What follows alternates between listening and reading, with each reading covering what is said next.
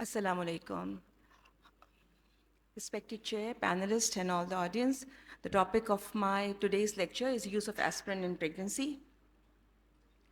As already been described in detail by the previous presenter about the mode of action of aspirin, why it is important in cardiovascular disease. It is right now, nowadays, it's currently the most prescribed treatment in the prevention of cardiovascular complications. And at low dose, aspirin is also widely used to prevent pregnancy-related vascular disorders. Low-dose aspirin has been commonly used during pregnancy to prevent or delay the onset of preeclampsia. Preeclampsia is one of the conditions which is one of the most common cause of morbidity and mortality in pregnancy, and it is associated with fetal and both maternal complications. Other suggested indications for low-dose aspirin have included the prevention of stillbirth, fetal growth restriction, preterm labor, and also in early pregnancy loss. The mechanism of action has already been described in detail. It acts by inhibition of the cyclooxygenase pathway. Now, in hypertensive disorders, there are various papers and research articles which have been published, and they all advocate the use of aspirin as 150 milligram daily to be started between 11 to 14 weeks and continued up to 36 weeks as a potent intervention to reduce the development of both early and late onset preeclampsia. And nowadays it's been favored to use a dose of 150 milligram rather than 75 milligram.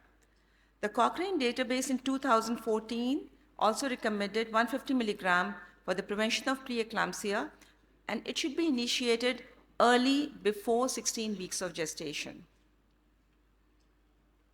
The New England Journal of Medicine in 2018 also endorsed a finding that aspirin should be started as early as 11 to 14 weeks in the dose of 150 milligram for prevention of early onset preeclampsia and other hypertensive disorders. So coming over to preeclampsia. Preeclampsia is the new onset hypertension with blood pressures of 140 millimeter of mercury systolic over 90 millimeters of mercury after 20 weeks of pregnancy and or with coexistence of one or more of the following new onset conditions. That is, with the blood pressure measured on at least 2 occasions 1 hour apart, with a blood pressure of above 140 over 90, with associated proteinuria, which is significant enough, with the dipstick 2 plus, or at least 1 gram per liter, or with association of one of these maternal organ dysfunction as renal insufficiency with creatinine levels above 1.02 milligram per deciliter, liver involvement with enzymes over 40 international units with or without right upper quadrant pain or epigastric discomfort, and neurological complications such as eclampsia, altered mental status, blindness, stroke, severe headache, or persistent visual scotometer. So any of these warning signs, if they are associated with hypertension, a diagnosis of preeclampsia is made. Then there are certain hematological complications, just thrombocytopenia, which is the most common complication, and then the association of altered liver enzymes, which occurs as a complication like HELP syndrome, in which there is elevated liver enzymes, hemolysis, and low platelet count. Then this preeclampsia is also associated with uteroplacental dysfunction, with fetal growth restriction, and there's abnormal umbilical artery waveform analysis, which is detected on a Doppler ultrasound done. And this is usually associated with a high perinatal morbidity and mortality as fetal growth restriction, fetal hypoxia, and stillbirth.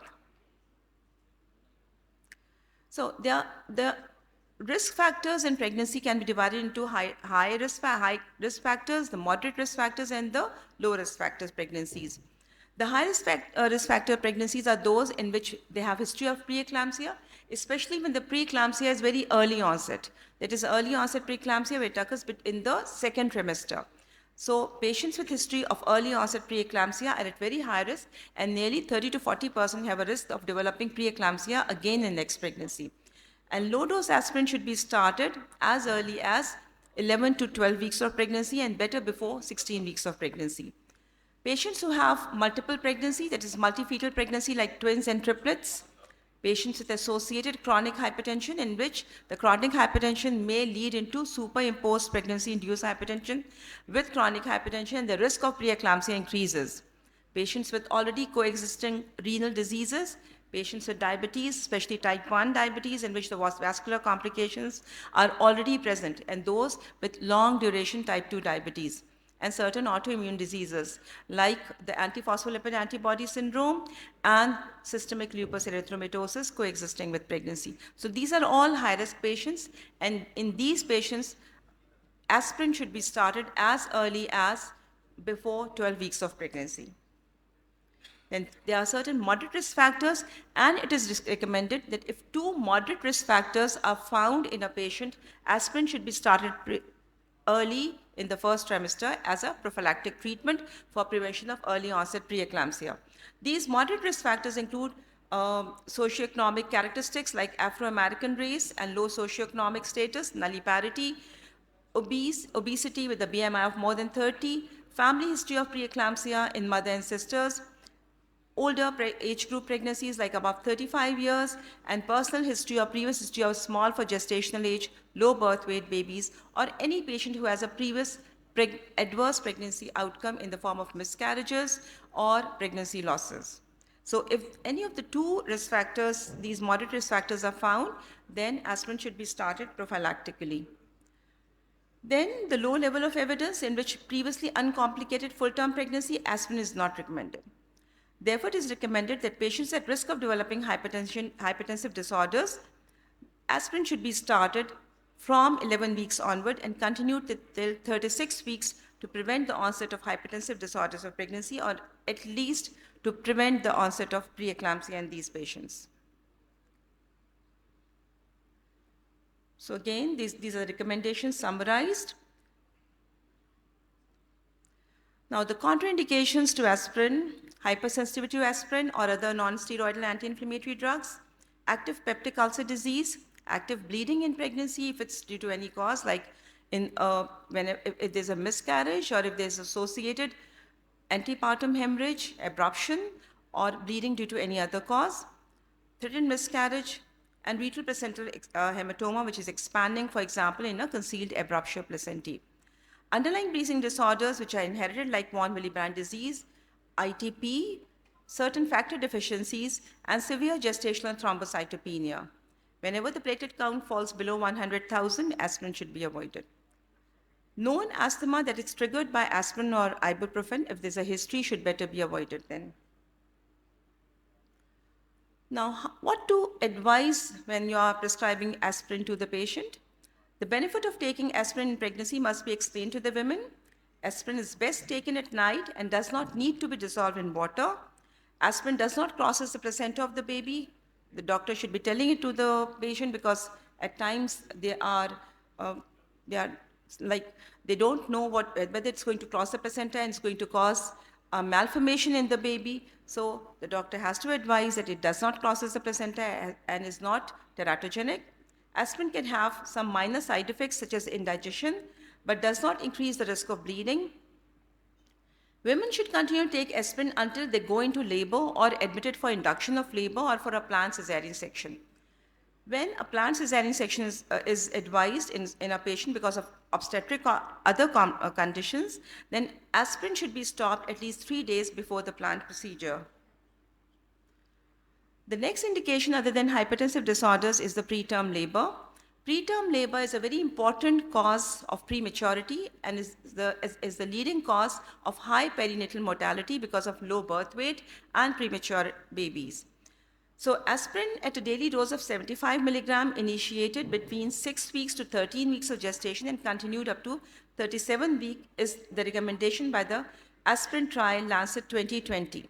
But recently, a trial has been published in American College of Obs and Gynae, American Journal of Obstetrics and Gynecology, and they are again advocating use of 150 milligram aspirin to be started as early as in the first trimester and continue till 37 weeks to prevent the onset of preterm labor.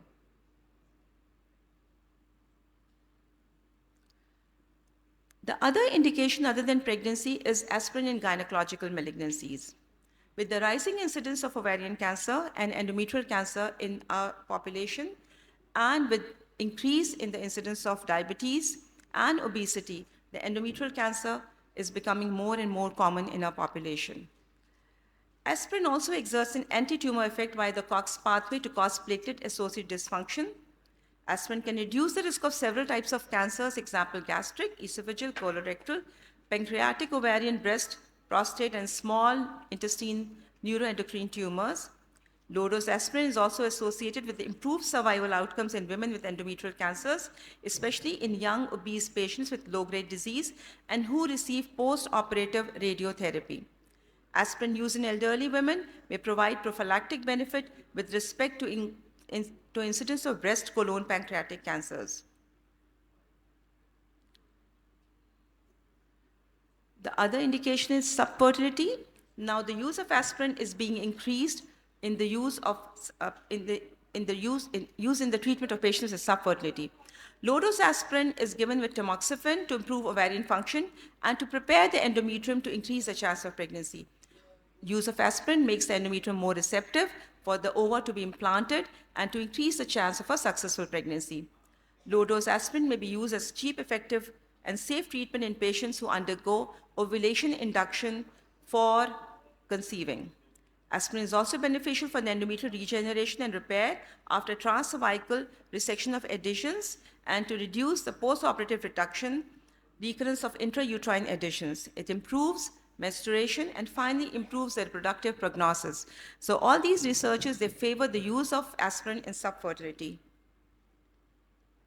As in summary, aspirin has repeatedly been shown to reduce the incidence of severity of preeclampsia and therefore the important ramifications to improve the health of pregnant women and reducing the rate of both stillbirth and prematurity. 2 moderate or 1 high-risk factors require administration of aspirin, 150 milligram from 12 weeks of pregnancy onwards, and can be stopped 3 days before elective operation if required, or if the patient goes into labor.